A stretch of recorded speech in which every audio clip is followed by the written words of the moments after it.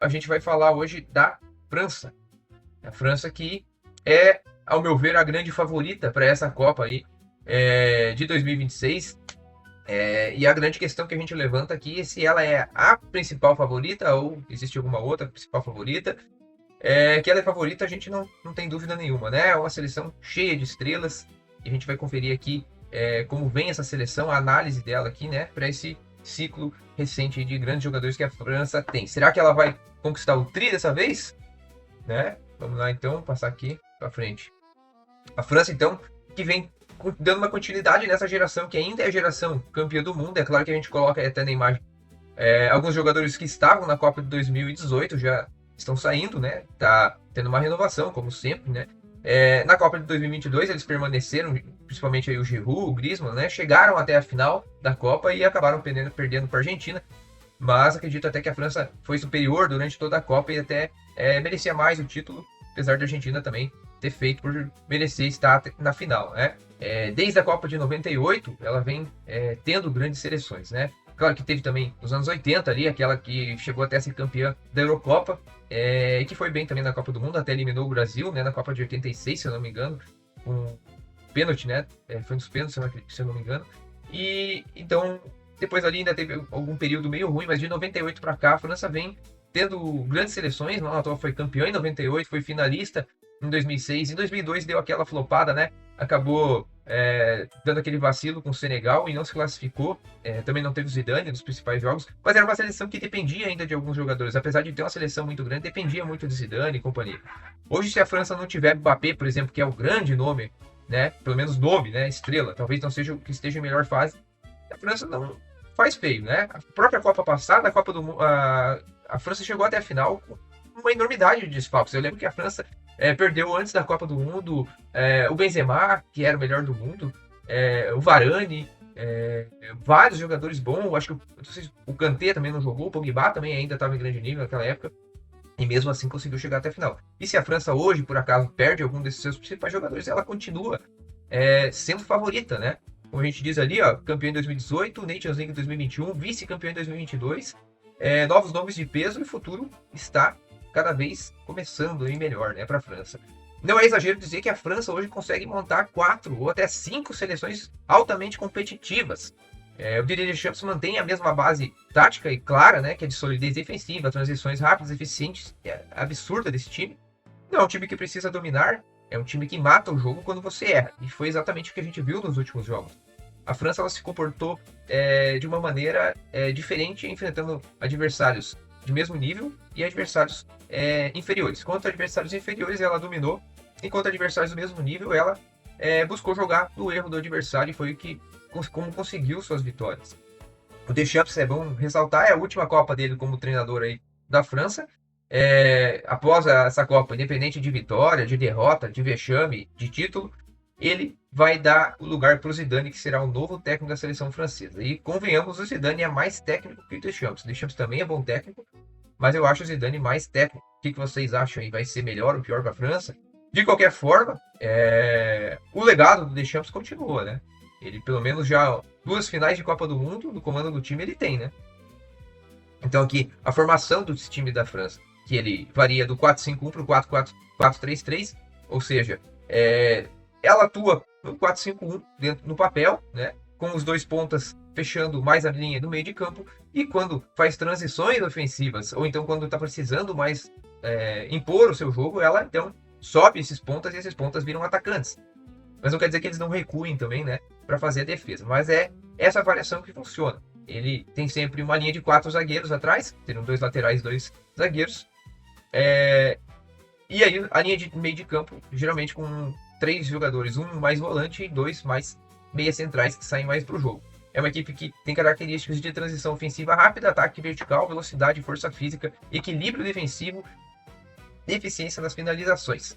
O que basicamente é o jogo da França, né? A França recupera a bola, acelera com poucos toques, ou seja, ela tem muita aproximação dos jogadores, não dá tanta enfiada de bolas, nem lançamentos, né? Os jogadores costumam jogar próximos, são jogadores que gostam de ter a bola no pé por muito tempo, tem muito controle da bola, né? Explora espaços na defesa adversária, se abrir um vacilo ali na defesa, é caixão, né? A gente viu, inclusive no jogo contra o Brasil, no primeiro momento de desatenção ali, em cima das costas do Léo Pereira, com a velocidade que tem o Mbappé ainda, quando deu um espacinho, a França explorou e aí decidiu rápido, né? É o que a gente fala também, que são jogadores de extremo potencial ofensivo. Nos jogos mais recentes, que foi o último não foi o penúltimo, né? Esse contra o Brasil. Depois teve uma vitória contra a Colômbia, que a gente vai falar aqui também. Mas esse jogo contra o Brasil é o que eu tinha falado antes que aconteceu. Quando enfrenta adversários que têm um estilo de jogo mais parecido, ou que são seleções mais fortes, ela joga no erro. E foi o que ela fez. Ela jogou no erro do Brasil. Foi uma vitória muito simbólica contra uma seleção de elite, obviamente, é do Brasil. E onde a França teve um problema que foi um jogador expulso quase no começo do segundo tempo. Então, praticamente um tempo todo, ela jogou com um jogador a menos. O gol do Mbappé nasceu numa transição rápida, como a gente comentou, uma bola em profundidade num erro do Brasil. O segundo gol já foi no ataque mais posicional, infiltração na área, né, com toques. E mesmo com 10 jogadores, ela segurou esse resultado com muita organização. Né? Ela se fechou, porque tem também ótimos marcadores ali, tanto no meio campo como também na defesa e nas laterais. A França, então, não dominou o jogo, a gente viu isso. Até porque com um jogador a menos fica difícil você dominar o jogo. E foi o que aconteceu, ainda mais um time que tem qualidade como o Brasil. Mas ela procurou ser cirúrgica e foi o que fez, jogou no erro do Brasil e venceu essa partida. O outro jogo que ela teve foi contra a Colômbia. Aqui foi um pouco diferente porque ele rodou muito o elenco. Os principais jogadores jogaram menos tempo, né? Ele deu chance para fazer testes. Tanto é que jogadores que não são titulares como o Doué brilhou muito nesse jogo, né? E aqui então o controle de jogo após os primeiros minutos. Isso não teve. Independente de quem joga, a França vai tentar dominar o jogo, né? Ela rodou bastante o elenco, deu bastante chance para testes. Gols. O primeiro gol ali foi em chute de média distância do Doué, um belo chute que ele acertou. Depois um gol em cruzamento do Thuram e um outro gol em contra-ataque também do Doué. Ou seja, 3 formas diferentes de atacar, 3 formas diferentes de fazer gol: chute de distância, cruzamento e contra-ataque rápido, mostrando o potencial desse elenco francês. Vamos começar então com os jogadores aqui, né? O goleiro é o Mike Maignan, conhecido demais, é o titular, é um goleiro muito moderno, excelente com os pés, tem reflexos rápidos, regular e mostra muita segurança. Ele que é goleiro do Milan, é um goleiraço, né? Convenhamos, goleiro muito bom, de boa envergadura, elasticidade, rápido, né? Tem muitos reflexos. E as opções que o Deschamps tem também são de qualidades. Eu acho que o segundo goleiro seria o Bryce Samba, que é uma opção confiável, né? Tem também o Areola, que joga no West Ham, que também é um goleiro muito bom e confiável. Esse é um goleiro até muito alto, né? Tem quase 2 metros de altura. Então, opções boas. Não tem mais o Lloris, até tem, né? Ele tá jogando futebol da MLS, mas já tá pesando um pouco a idade aí pro goleiro do último título aí francês, né? Para as laterais, opções de elite, né? Para diferentes situações do jogo. Por quê? O Malo Gusto, que ao meu ver vai ser o titular, ele é um lateral de ofício. É um lateral que consegue atacar muito bem e também marcar muito bem. Um lateral de muita intensidade. Ele joga no Chelsea. É um lateral completo, né? Talvez não tenha lá tanta técnica, mas é um lateral de ofício mesmo. Já ele também utiliza aí o Deschamps, o Jules Koundé. Só que o Koundé, como a gente sabe, do Barcelona, ele é um zagueiro, ele não é um lateral. Então, defensivamente, ele é muito melhor, né? Só que ele é discreto no ataque. Então, quando ele está em campo, ele libera demais a lateral esquerda para atacar. E é exatamente o que o Theo Hernandes, que é o lateral esquerdo titular, faz de melhor, né? Ele que também é jogador do Milan, assim como o Maignan, e é um jogador extremamente ofensivo, de muita qualidade técnica, é bom do drible, bom do cruzamento, bom da finalização, costuma marcar bastante gols também. O Theo é indispensável para esse elenco, né? A França também tem outras opções na lateral esquerda, o próprio irmão dele ali, o Lucas Hernandes, que também é mais defensivo, atua como zagueiro às vezes, e o Lucas Digne, que já é um lateral mais equilibrado, né? Ataca bem, defende bem, tem um chute muito bom também. Mas aqui a certeza é que o Theo vai ser o titular, se a gente não tem dúvida, é um dos melhores laterais do mundo, se não o melhor. Acho que talvez não é o melhor porque o Nuno Mendes está em grande fase ali em português, né? Mas o Theo é muito, muito bom. Então acredito que ele vai alterar aí, de repente, os laterais conforme o adversário. Se for um adversário como o Brasil, por exemplo, que tem o Vinícius Júnior, que vai incomodar muito pelo lado esquerdo do campo, digamos, até a própria Colômbia, que tem Luiz Soares, Luiz Dias, que joga ali pelo lado esquerdo do campo, talvez ele coloque o Koundé nesses jogos para fechar mais a defesa, né? Até para saída de bola ter 3 jogadores ali e o Theo disparar aí para contra-ataques. Então, ótimas opções aqui nas laterais, né? Como zagueiros, temos aí o principal deles, ao meu ver, que hoje é o Saliba. Talvez seja um dos 3, 4 melhores zagueiros do mundo hoje, pelo menos top 5 ele é. Um zagueiro muito técnico, tem uma velocidade muito grande, saída de bola dele é limpa e precisa, ele tem um passe tão bom, um lançamento tão bom que é melhor que muito meio campo, tá? O cara realmente é muito bom. E é muito importante no estilo de jogo do time dele, o Arsenal, que é um time que joga um pouco feio ali, né? Então precisa de uma qualidade melhor na saída de jogo, pelo menos em lançamentos, para dar aquele famoso chutando para frente no mínimo, né? O outro titular provavelmente é o Upamecano, o jogador do Bayern, um zagueiro que tem uma força física impressionante e também é muito rápido, né? Consegue recuperar bolas muito fácil, tem uma força física incrível nos duelos contra os atacantes aí, muitos atacantes grandes aí, até maiores do que ele, e ele consegue dominar eles, né? E é um jogador que às vezes até aparece no ataque, né? Esses dias ele deu uma assistência brilhante aí pro Kane contra o Real Madrid. Então, os dois zagueiros têm extrema qualidade. As outras opções que são de altíssimo nível também. Primeiro o Jules Koundé, que a gente já citou ali, que joga também como lateral. O Ibrahima Konaté, que é o jogador do Liverpool. Jogador também rápido, forte. Todos eles têm uma característica parecida, né? Esses jogadores da França. Todos são zagueiros rápidos e de qualidade técnica. Eu acho que o Koundé é o que menos tem ainda deles. E é um pouquinho mais pesado. E o Kalulu, que também foi do Milan e joga na Juventus hoje, também é outro jogador com boa leitura de jogo, velocidade. O meio-campo, então, que é o coração da França, que mostra versatilidade. Começa com o Tchouaméni, que é um volante também extremamente conhecido. Esteve na última Copa do Mundo, esteve muito bem. Transferido para o Real Madrid em seguida. E hoje joga no Real Madrid, é titular absoluto, tanto como volante, às vezes até quebra um galho jogando como zagueiro. Mas o bom mesmo dele, o certo mesmo é ele jogar como volante. Um volante mais defensivo, mas que tem qualidade técnica para saída de jogo e tem um bom chute de fora da área, né? O Camavinga provavelmente também será titular, colega do Tchouaméni aí do Real Madrid, né? É um jogador mais dinâmico, é o cara que acho que fez todas as funções até hoje, né, do futebol, no lado esquerdo do campo. Já vi ele jogar de lateral quando precisou no Real Madrid, já vi ele jogar de meia esquerda, até de ponta ele chegou a jogar em algumas circunstâncias. Então é um jogador que é excelente também por isso que você pode contar em qualquer posição com ele, né? Tem uma grande visão de jogo, um bom passe, perna canhota muito boa, né? Até para chute também. Provavelmente nesse estilo de jogo aí do Deschamps, que fica com o meio campo mais equilibrado, mais de posse de bola e fechadinho, ele vai colocar o Zaire Emery, que é um jogador do PSG que consegue jogar assim como um meia central, mas é um pouco mais ofensivo que Camavinga e Tchouaméni, né? É um jogador bem talentoso, parece já um veterano jogando mesmo, né? Outras opções interessantes, né? O Rabiot, que é um jogador que ele é meio contestado, mas é um atleta que sabe fazer muito bem a função no meio de campo ali, tanto de volante, de segundo volante, como também de meia central e até meia de ligação. E o Deschamps tem um amor por ele, né? Gosta de botar ele muito nesse time, até como titular na Copa passada foi. O Kanté voltou recentemente para a seleção, apesar de veterano, é um marcador incrível, né? Talvez um dos melhores marcadores que eu já vi no futebol na história. Jogador que é um carrapato na marcação, né? Então é importantíssimo, né? Se por acaso ele perde o Tchouaméni ali, é bom ter o Kanté, mesmo o veterano tá jogando bem ainda. A gente tem esse cara que é sensação aí no campeonato inglês, que é o Ryan Cherki, que pra mim ele deveria ser titular, né? Tem um estilo de jogo muito parecido com o do Messi, um meia que carrega a bola muito próximo ao pé, tem habilidade fora do comum, chuta com os dois pés, tá te surpreendendo demais aí, encantando o Guardiola aí nesse time do City, e vai também jogar muito bem aí, se necessário, no time da França. Outra opção, o Kevin Thuram, um dos filhos aí do Thuram, né, o Lilian Thuram, um jogador também bastante equilibrado, né, tem bom passe, bom chute, bom jogador também canhoto, ele.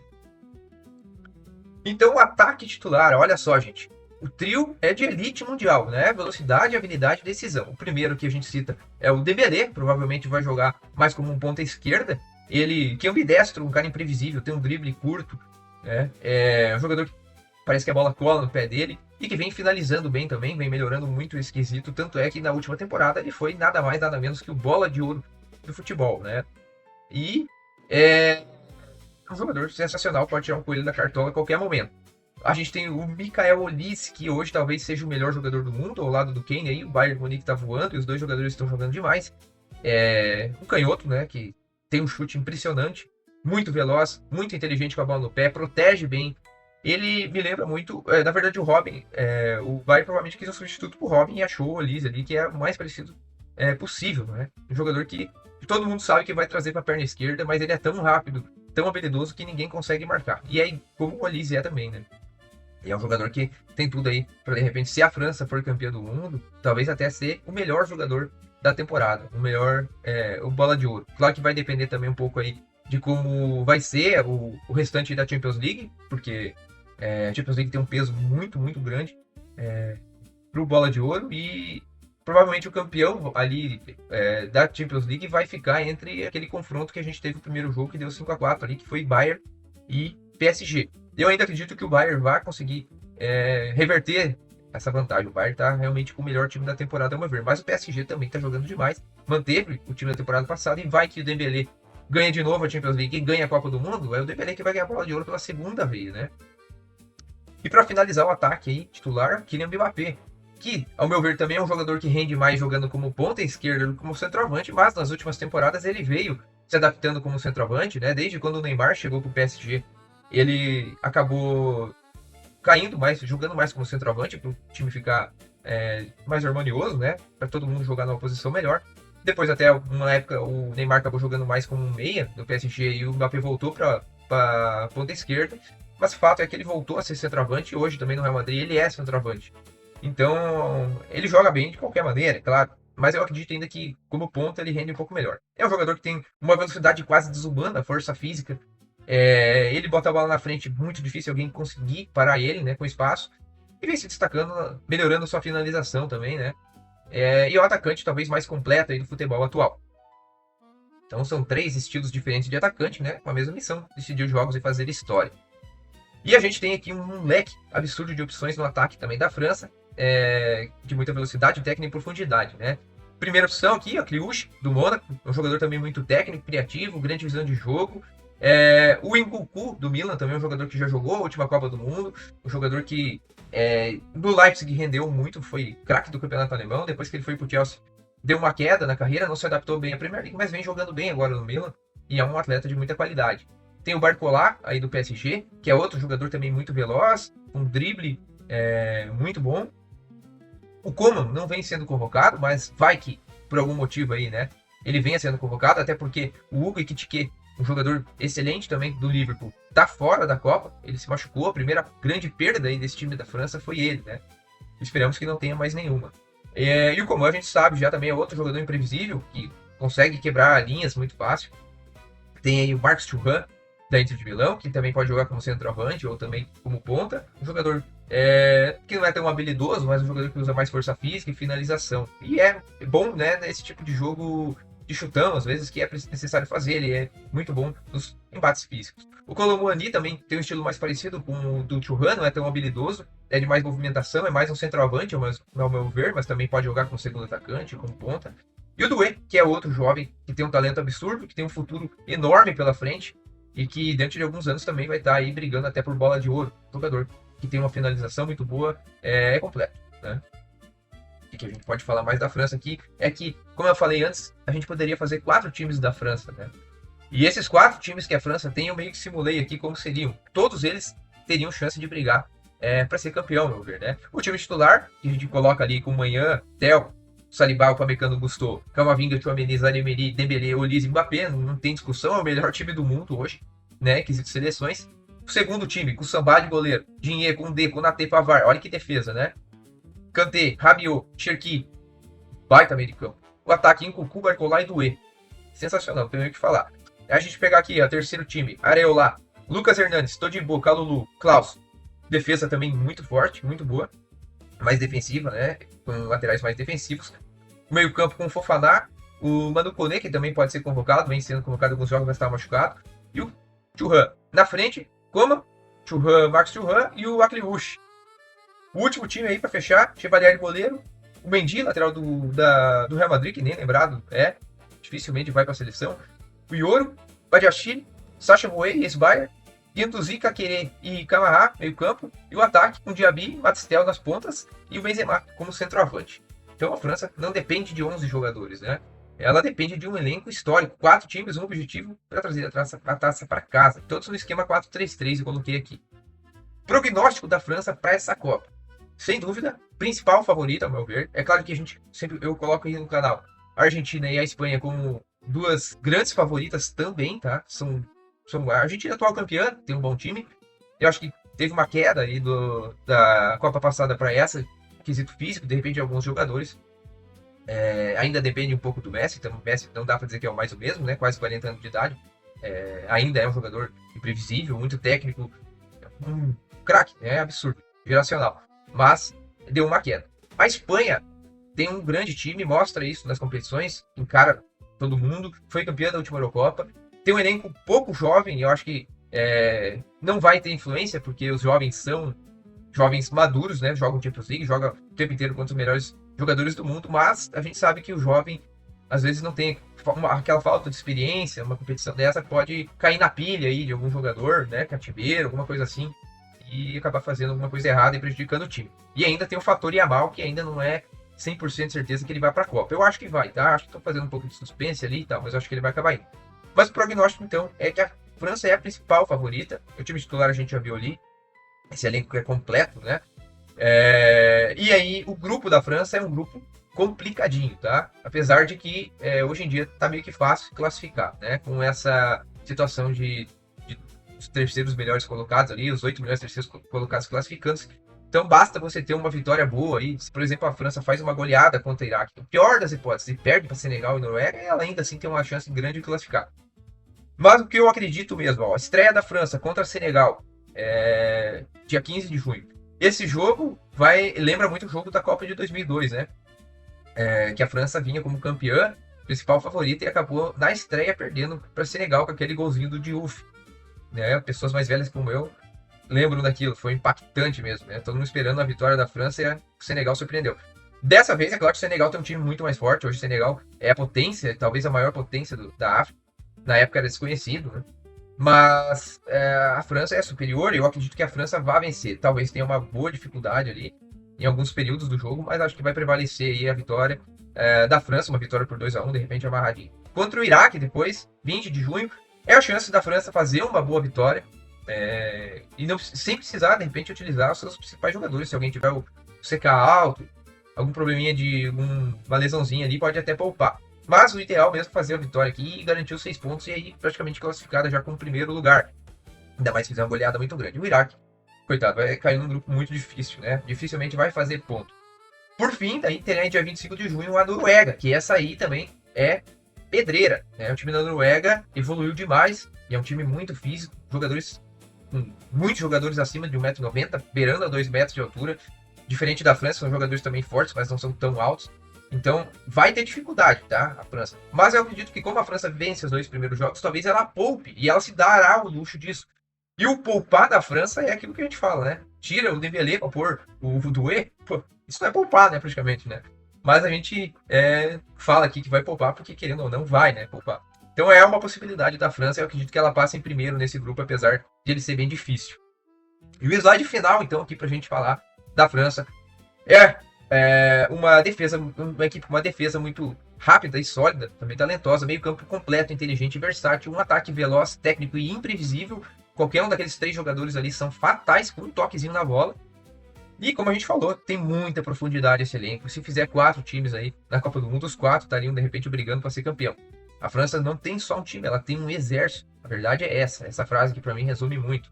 E tem grande chance de chegar até as semifinais, na pior das hipóteses, ao meu ver. Então, é a principal candidata ao título. Galera, o que vocês acham? Né? Tem perguntas? Tem coisas para apontar aí? Vocês acham que a França vai realmente tão longe? Um abraço, né? Gratidão aí, todos na live. E até a próxima.